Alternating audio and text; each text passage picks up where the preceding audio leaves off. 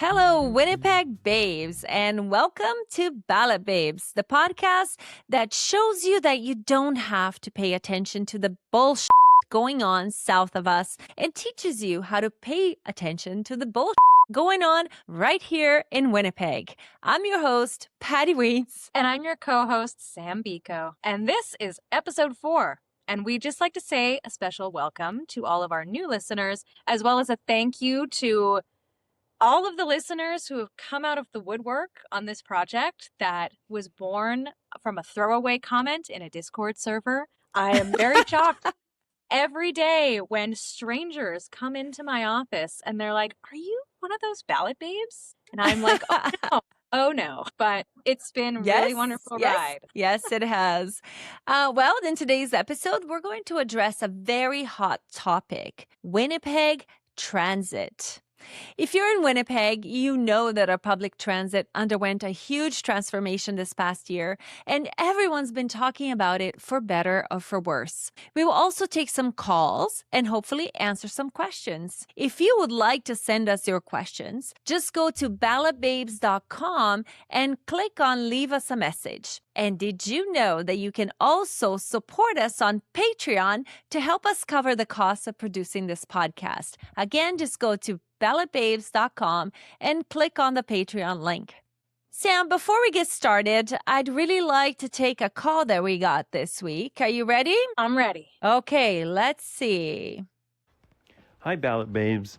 Long-time listener, first-time caller.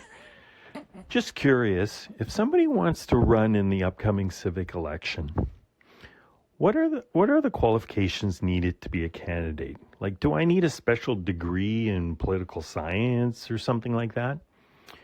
And also, I'm curious, do I have to live in the ward that I want to represent? Anyways, thanks so much. Keep up the great work. Aw, that's really sweet. Yeah, that's a great question. And that's one that we get all the time and that we talk about all the time because the answer is no. You don't need any special qualification. You can have a ton of lawsuits in your record. You could be covered by the news for public inebriation. I could spend an entire episode just listing all of the fun things that city councilors in the history of this whole city have had in their little back pocket. I think the thing that you really need is a willingness to knock on doors and a community that's going to support you through grassroots efforts, a message that people are going to connect with, a platform that is engaging and realistic and actually benefits the people in the constituency you're looking at running in, the ward that you're running in. And no, you don't need to live in that ward in order to run for that position. And we will cover that in more detail in another episode, like what it means to be a paper candidate versus an actual candidate. You also need to have a little bit of cash to run a campaign, but you can find that pretty easily. But no, if you just have a desire to run and a willingness to just get in that race, you can, because you're going to learn a lot on the job. Because some of the counselors that we know today have had that job for 20 years and they've learned a lot while in those seats. So get to it. Start campaigning now. It's going to be a really interesting race, and I really can't wait to see all of the the colorful candidates that come out. You know, you made a really good point though, Sam. You don't need qualifications, but being connected to your community is really important. And it's actually essential because as you're knocking on doors, if people haven't seen you around ever, they're going to say, who do you think you are? Like, what makes you think that you can run?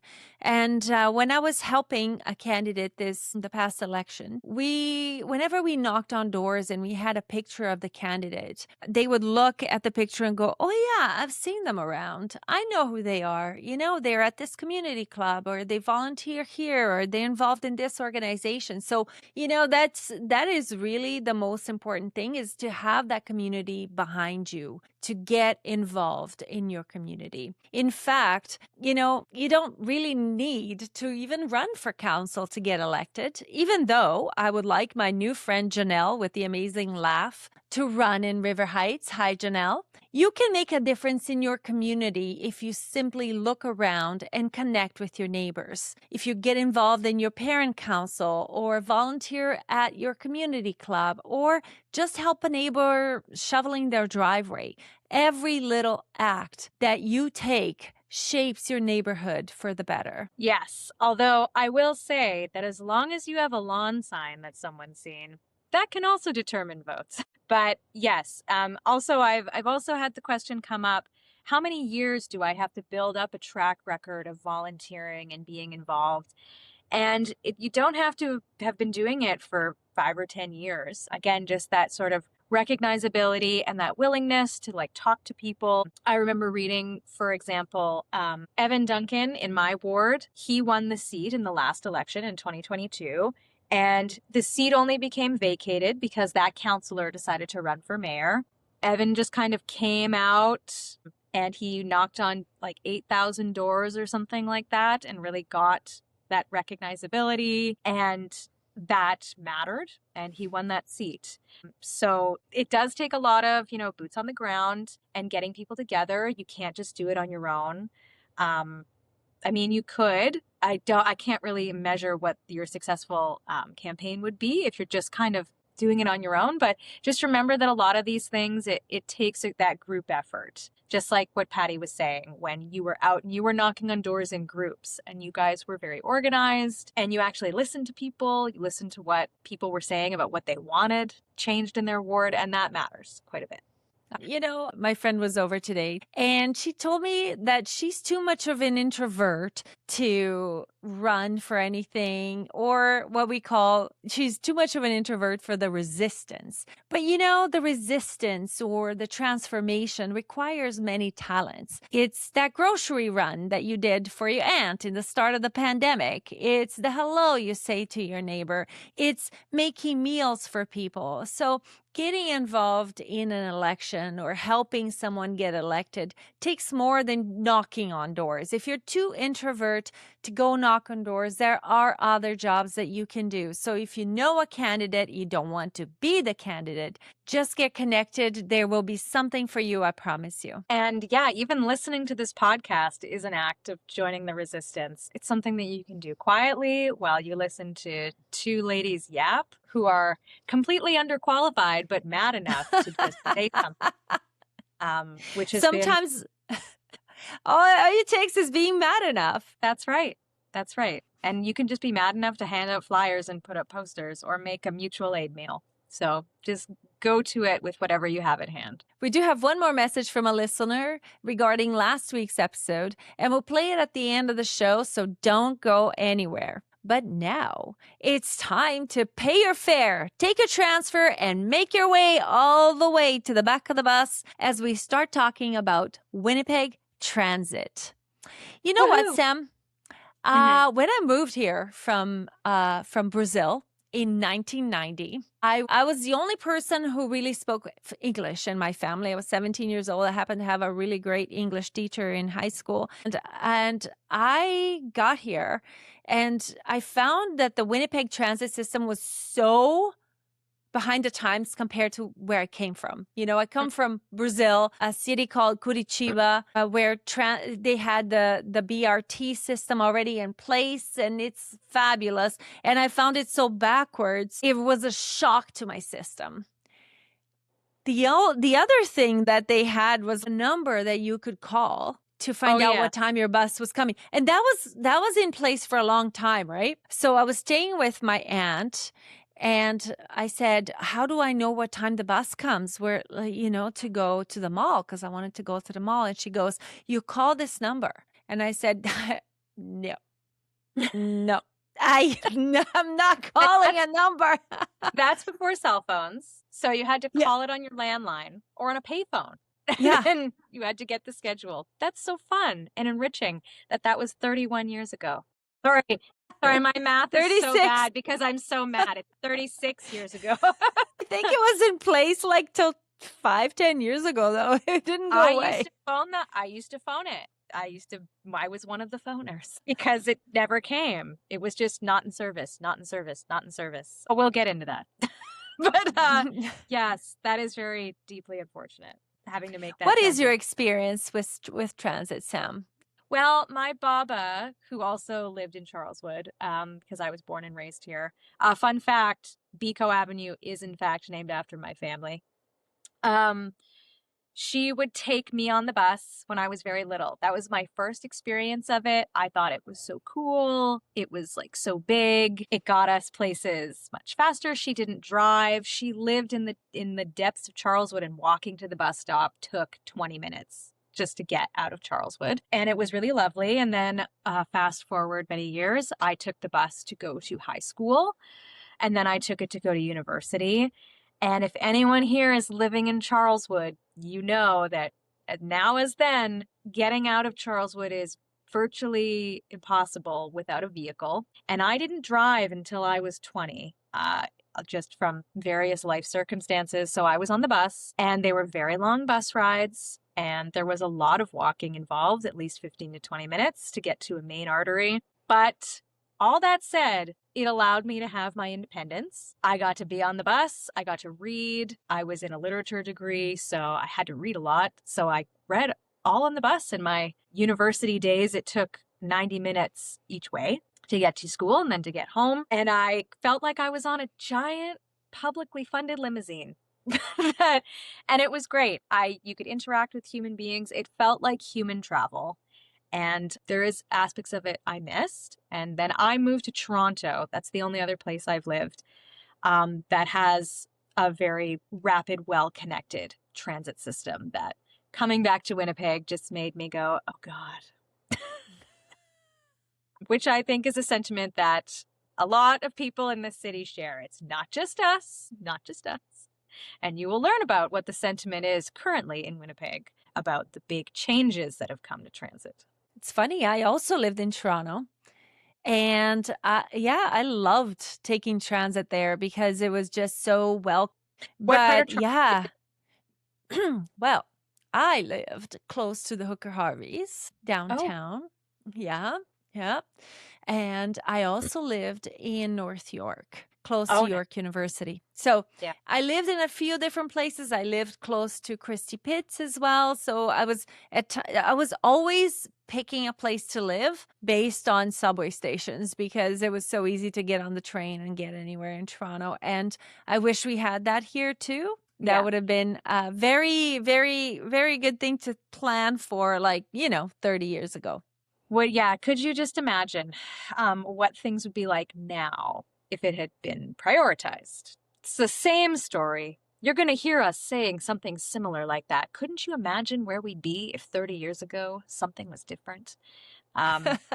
So speaking of that, one of the biggest overhauls to Winnipeg Transit just happened, didn't it, last June? Yes. So what happened was the whole transit system was overhauled to become a little bit more scalable. So this is what we were told, is that the way that our city is growing, our transit system of many intricate routes just wasn't sustainable and not scalable. So there was some plans, some designs and consultations and a lot of research of what works well in the world, right? That'll never work here. I don't know if you heard those before, but No, but they the really idea, are trying to make it work yeah, here. exactly. So they went to what is called a spine and feeder system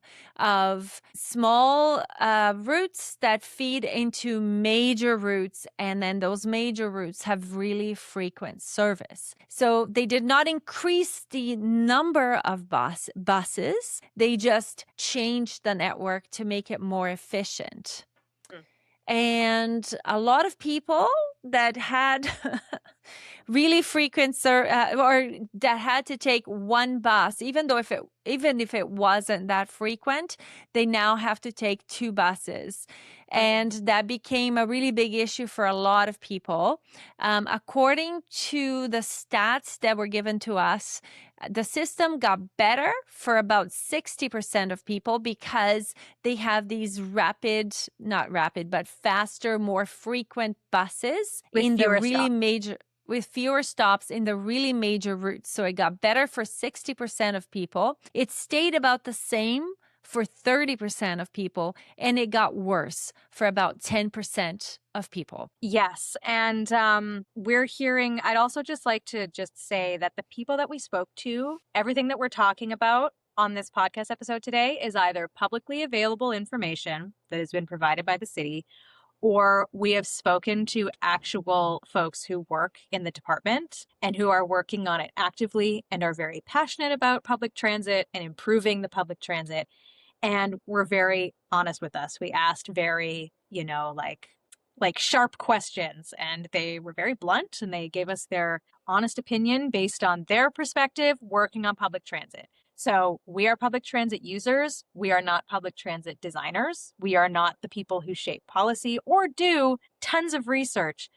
Unlike city councilor as a position, working in that job where you are planning and researching and designing a huge overhaul to a public transit system does require urban planning degrees and background and civil engineering and an understanding of like a governance priority, as well as just the priority of moving the most amount of people. And like Patty said, this is all about scaling it.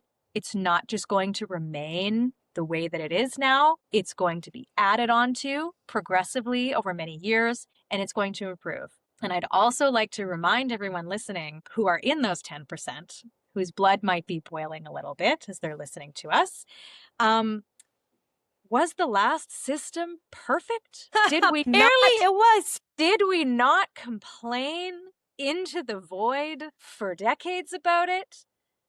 I ask you. I loved public transit for what it served me at the time, but boy, waiting in -30 for one bus and seeing 6 go by that say, not in service, not in service, not in service, I think we all experienced that. We've all gone through I think that's the shock for me, Sam, because I didn't know our old system was so good until the new system came on, and everybody is talking about how awful it is. And I'm like, wait, what? The old one was good? Because, I actually am one of those 60% where the service got better. Mhm. And it's amazing. It's really improved for me. So I'm a little bit biased on that side. But I think that we need to really sort of look at the whole picture and see that if we had more funding, if we had more money to have more buses, more frequency, nobody would be complaining right now, because I think a lot of the complaints come from the transfers.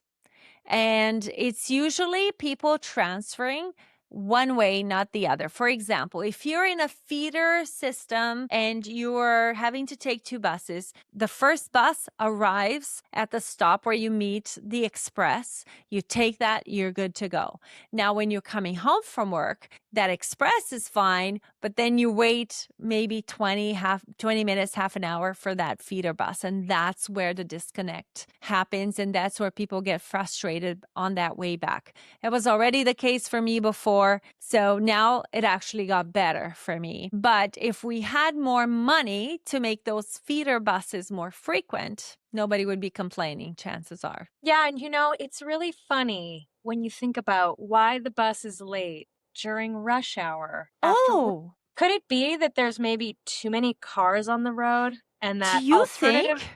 alternative modes of transportation might delete some cars off the road and make the buses faster? If only those two things intersected. If only those were ideas that made sense. But, the radical bus lobby really needs to do its research.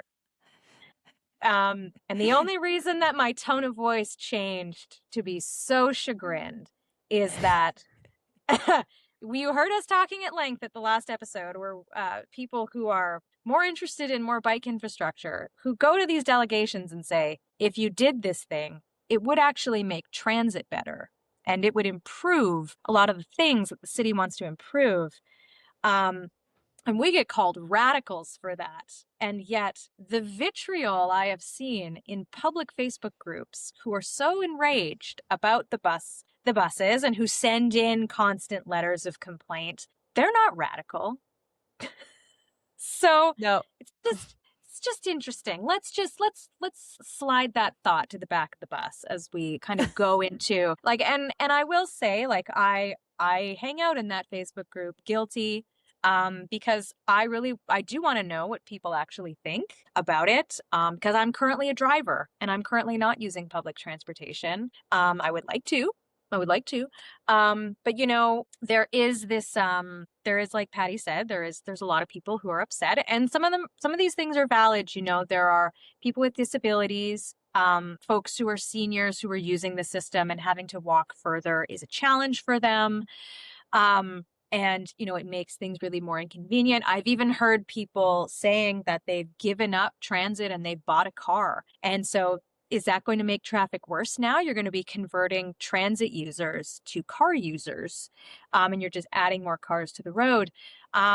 There was also, in the early stages of the implementation, it was made worse by GPS problems, which were making, those signs at the bus stops weren't able to say when the next bus was coming accurately, and it was leading people to, and same with like the online app, so it wasn't accurately showing where buses were, and people were getting really, really frustrated. I believe that has been fixed. Yes. So in the beginning, those GPS problems really created a perfect storm because everything changed. People didn't know what was happening. Some of the bus stops were moved, and people were like, when is my bus coming? And the app was showing the wrong times. And they created a huge, huge nightmare for users and for drivers. And because, we think we are inconvenienced as users, but the drivers are having to take the blunt of that when someone walks in, and they're angry and frustrated, and they're taking it out on the drivers. So this has been fixed, not only improved, but changed. So now you can actually see your bus on the map if you have the app. So I think they're still having a little bit of accessibility issues. So it's something they talked about in that public works meeting as well, that they have to deal with some of the accessibility issues. But they're working on it. It's much better. So now hopefully that will change.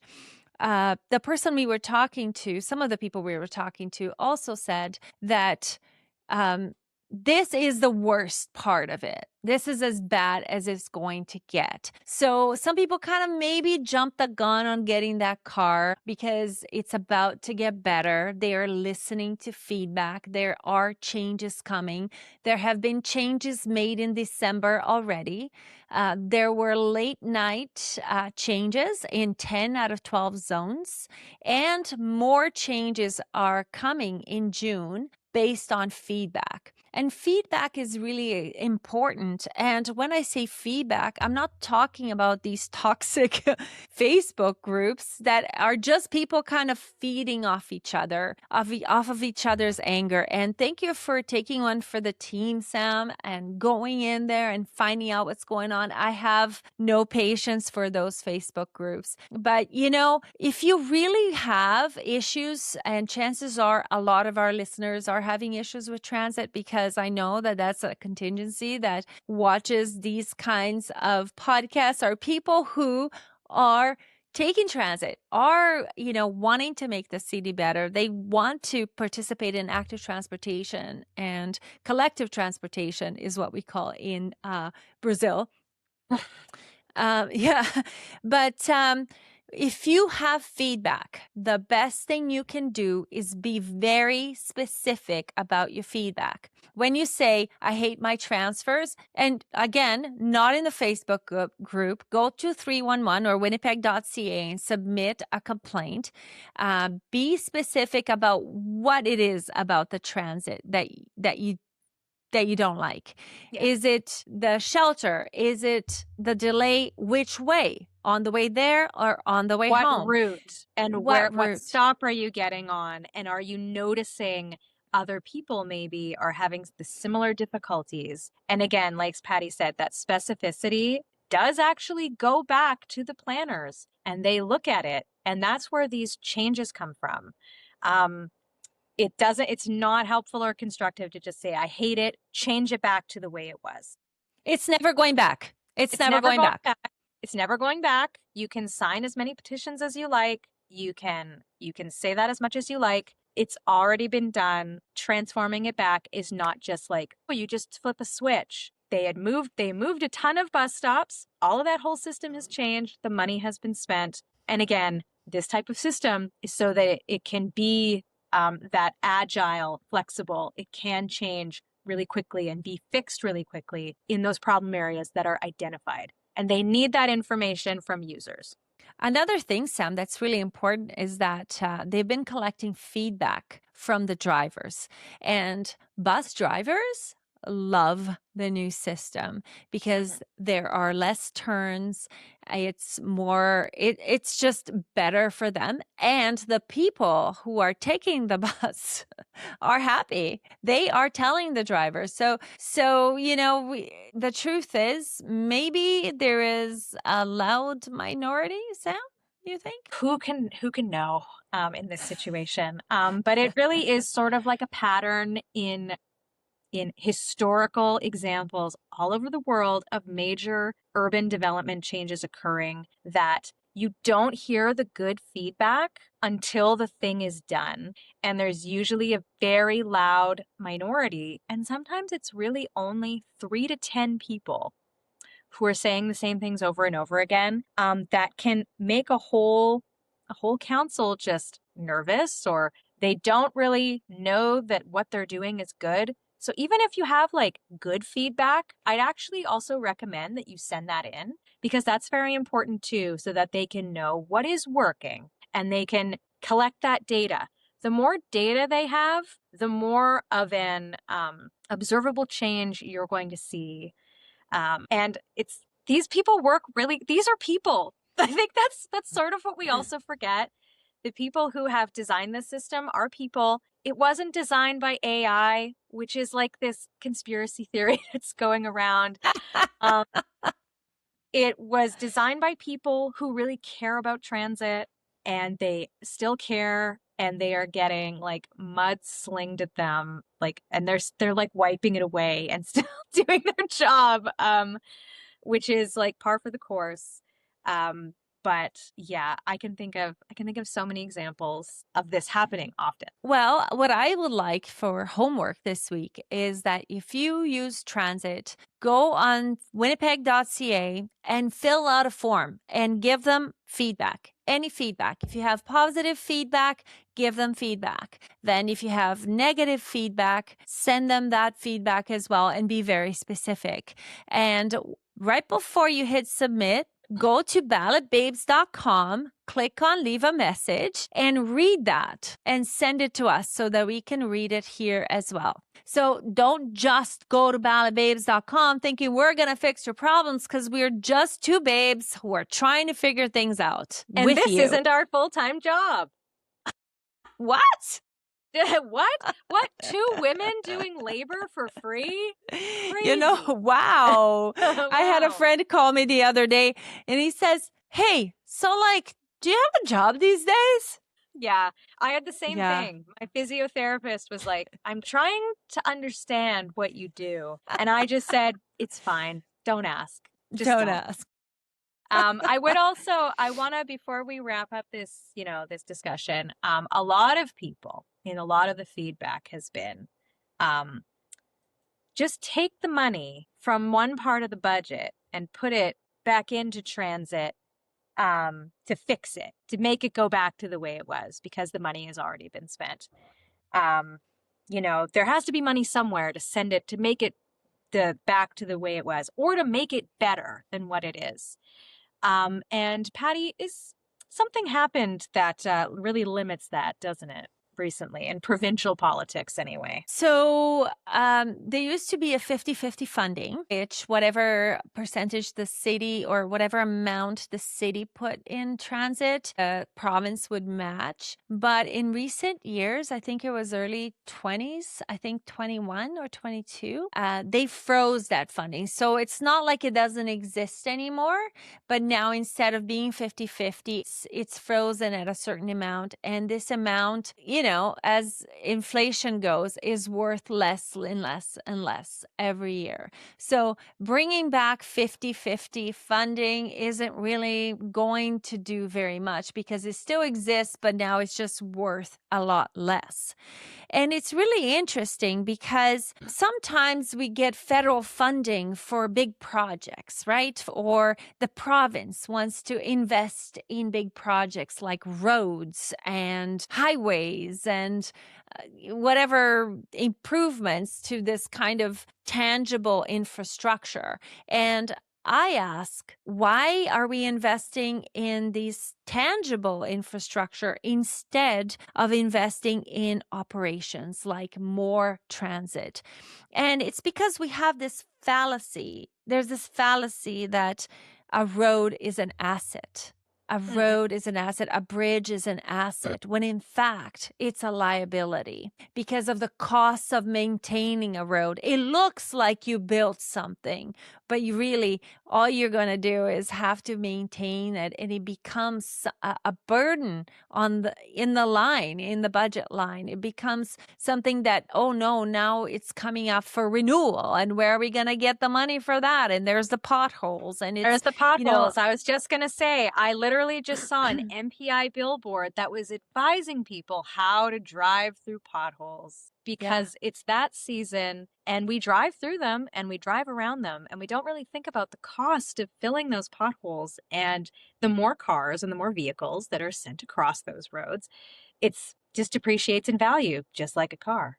There was actually a study, we can link the article below, that a car has to society, that driving has to society. And someone calculated something like 5,000 euros per year that it costs per person to society. So we're bearing that cost of having this, and yet nobody can see how investing in transit instead is an investment, even though, like, if you need, for example, 90 million every year to run transit, then that is not the number. I think it's double that we need for transit. Well, if the federal government gives that to us, they're going to have to give that to us again next year to maintain it, and then give it to us again the following year. So it feels like a burden when it really is an investment in the city. For sure. And that actually brings me up to another point. That people are always complaining about empty buses, but no one complains of an empty car lane. And we see them every day. And there was this really great analogy that was read out to me in Life After Cars, which is an incredible book by Aaron Naparstak, Sarah Goodyear, and Doug Gordon of the War on Cars podcast. And it talks about how fish don't see the water around them because that's just their world, and their only really eyes are open to it when they're thrown out of that environment. And cars are the same to us, and the whole infrastructure in the world that's built to maintain cars and to maintain buses and to just transport people around. Until you start seeing it and you start becoming the fish that sees the water, you do sort of see these things. So, for example, if you are, say, on the road at 5 a.m, because you're going to a workout or something like that, and you're just a single car on 8 lanes of Portage Avenue, you look around and you say, wow, this is such a big waste of space. Is this really the best use of all of this land in a time when land is becoming more and more scarce to transport me in my single car? These corridors that are so massive, they only become useful when they're ferrying tons of people in a very short period of time, which is rush hour. So investing in other alternatives like more bus lanes, more active transportation lanes, getting fewer cars off the road, that has been studied globally since the car was invented, that adding more lanes for single vehicle travel just creates more traffic. It doesn't fix the problem. It will fix it for maybe the first 3 weeks of a new lane, and then it's going to get full, because where do cars go? They go into lanes. They're just going to fill it up. So it is always interesting. You're going to hear a lot of our discussions about cycling infrastructure and road infrastructure and transit. They are really a part of the same conversation of moving the most amount of people in the most efficient way. And from the city's perspective, they should want to invest in the most cost-effective method of getting people from point A to point B. So that they aren't constantly having to maintain the roads and spending money on that.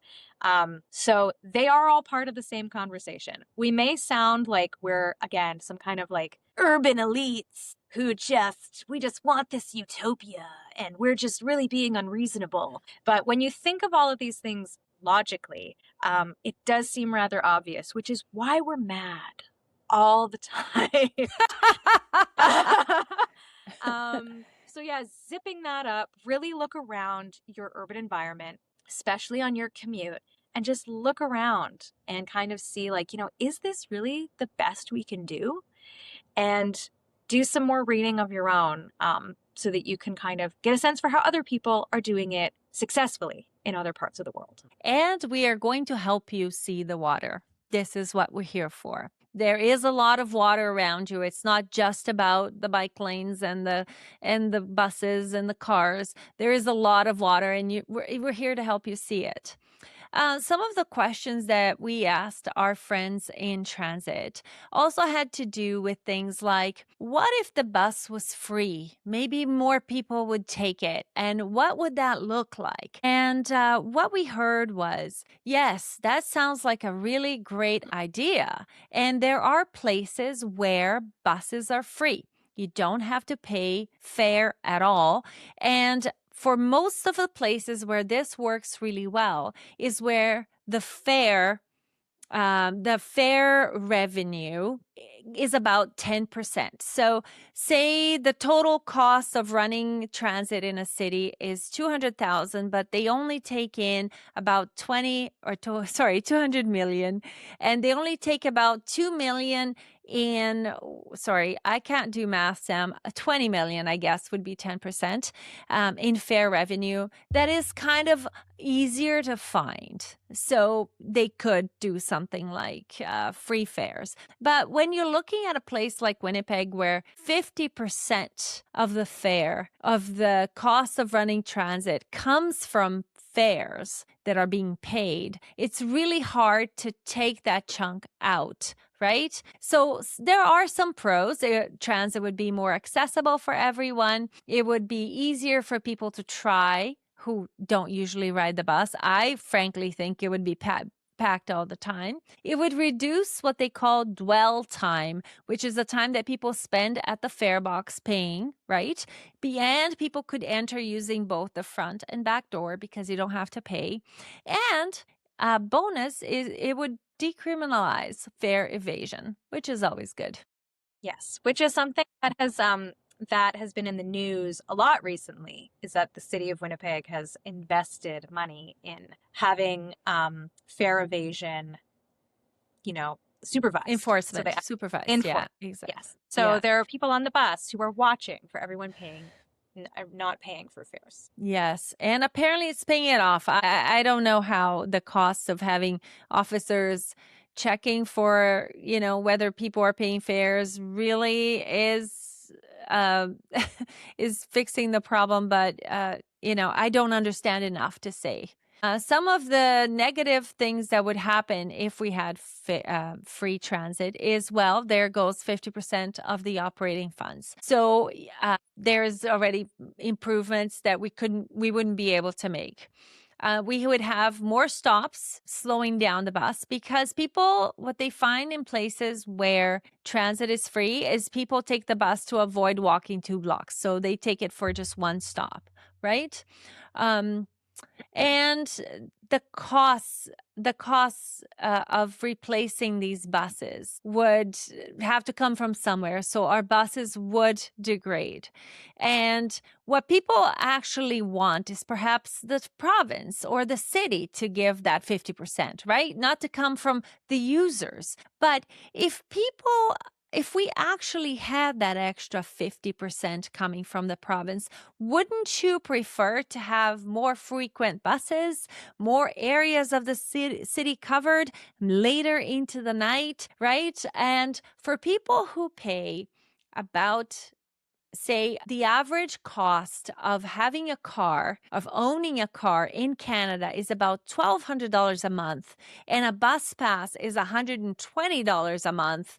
If you're spending $1,200 a month just to like park, pay insurance, pay gas, pay your car payments, maintenance, wouldn't you rather pay a little bit more and have more than 120 maybe even, and have more frequent service, not have to worry about parking? That is the kind of math that you're looking at. Free transit isn't necessarily better. I think better is better. Yes. And again, this is something that has been globally studied, and we would actually like to recommend a video that was just dropped by Oh the Urbanity, where the host Patrick talks about how you just can't beat the cost of buses compared to owning a car. And like I said, I loved riding my giant limousine to everywhere I went, and it did make me feel empowered and good. And I didn't have to pay for a car, and boy, do I miss those days. And in the places where it is free, it has been noted that, the buses usually aren't super up to date, or maybe the transit system really could actually use that extra income to be overhauled or fixed in some way or updated. Or in the places where it does work, their system of governance is way different in terms of what's subsidized, and what is covered by other modes of government. Like in France, for example, I know that some countries are currently piloting it simply because of the war in Iran. So, global politics really do play into a lot of these things. I certainly would like to see more electric buses. They're called ZEBs, zero emission buses, which was something that has been talked about quite a lot. But operating a transit system, it costs. It costs to store them. It costs to get new ones when they break down. It costs to, pay a living wage to those operators. And yeah, I mean, maybe one little wish that maybe I would like when they do some updates is if you could have like a pay it forward system where I could pay for my monthly bus pass, and I could also put money into a pot for people who can't afford a bus pass. Like a lot of co-op model. There are all kinds of ideas like that out there, and there are changes again coming to our system that are going to make it easier for using your pass. I know everyone hates Pego. Even the people running the bus system hates Pego. And I hear that they're in a couple of years, and this is public knowledge, the next couple of years, there's going to be a new system where you're going to be able to have all of your transit payments in an app, and you can put it on your watch or your phone, and you can just tap it. There will be fare capping. There's all kinds of stuff that they are working on to make this system easier and more approachable for you. But certainly from what we hear, there aren't really a lot of upsides for our region. It doesn't really make sense for free fare. Yeah, exactly. So, like we said, we are learning with you. If you have any comments, go to ballotbabes.com, leave us a message. You can also just comment below in YouTube or Spotify or wherever you get your podcasts. We'd love to hear from you, and let's keep the conversation going. This doesn't have to be the last time we talk about transit, but, public transit is the backbone of a city. It really is the feeder and spine system. So it's important because the more people that choose a different way to travel, the less cars are going to be in your way when you're driving home. Not your way because you take transit and you take your bike, right? Or maybe you want to try. Maybe after you have listened to us go on and on about it, and you're like, oh my God, they won't shut up about it. I guess I'm going to try a bike. Then once you're radicalized, you come back and you tell us about how that went. But yeah, the whole reason that we talk about this is for you to talk about how you're feeling about these things happening to you in your city, how you interact with this infrastructure that is built for you, maintained, updated, changed. Your voice matters. Even if you're really mad, it still matters. It's just, what are the best ways for you to make that change? Maybe that's you running for city council and making it a big part of your platform. Maybe it's just writing a letter saying, hey, it's actually worked out for me. This is great. Or maybe it's being very specific and putting in a very specific criticism that could be changed, because they do listen. And from what we heard from asking these staff who were very kind enough to sit down with us, they are listening to those letters that come in from 311. They are reading them. They are gathering the data. That's where they're making those decisions. For example, there is going to be, some service changes and fixes to the Grace Hospital route based on, there was a lot of feedback about that. And those changes are coming. So keep your thoughts going in. If it helps you to vent in a Facebook group, sure. But if you really want to affect change, we're just here to tell you what those channels are so you can access that. And remember the things that, like, for example, route changes. For example, the Grace Hospital is one that comes up a lot in conversations that I have with people.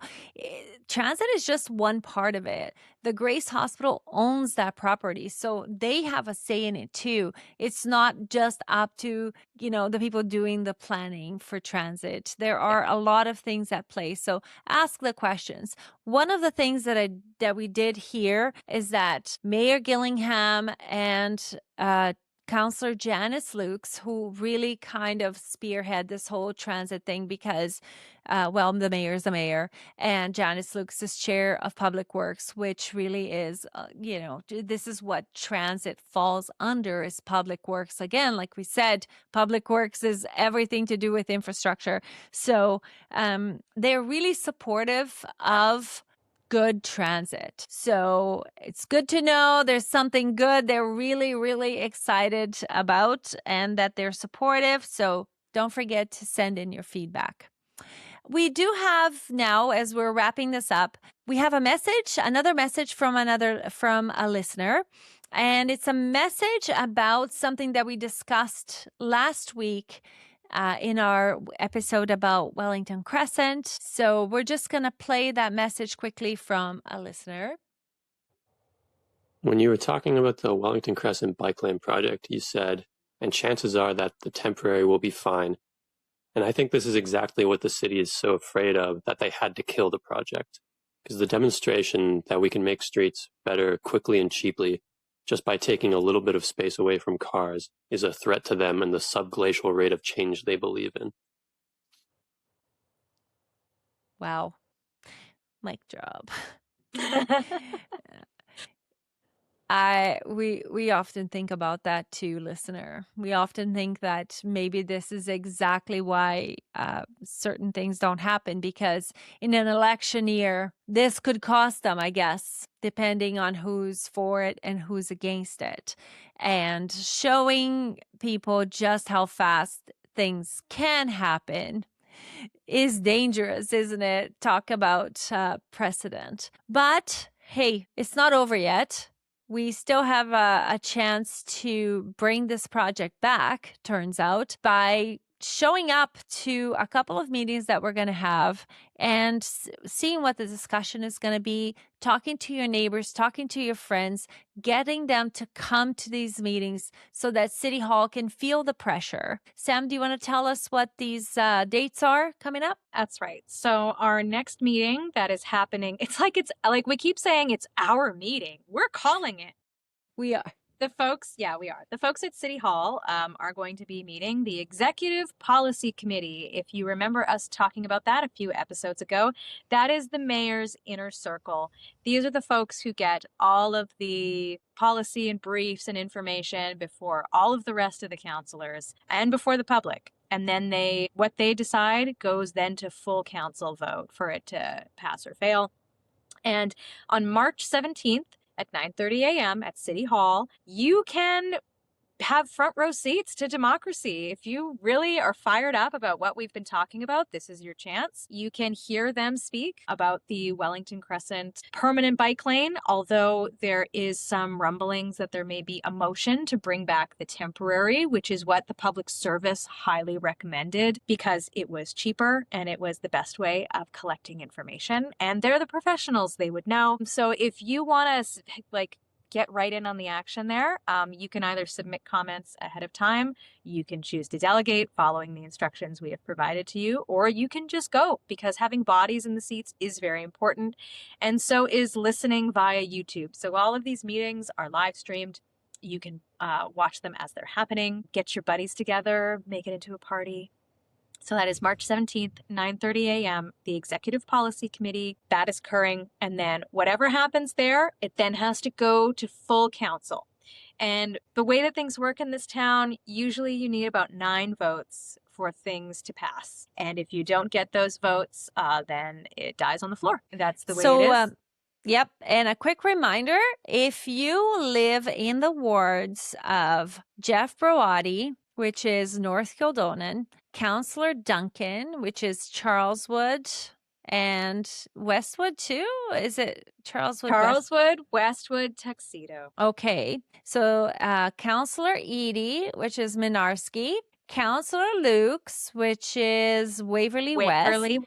Yeah, and Councillor Santos, it's Point Douglas. You can call them before the 17th and tell them that you would like to see the temporary bike lane brought back. You can do that because that's how pressure works. Email them and call them and tell them that you would like to see the temporary bike lane brought back to the floor as a motion, because the best way to receive feedback is to have something on the ground. Simple as that. That's right.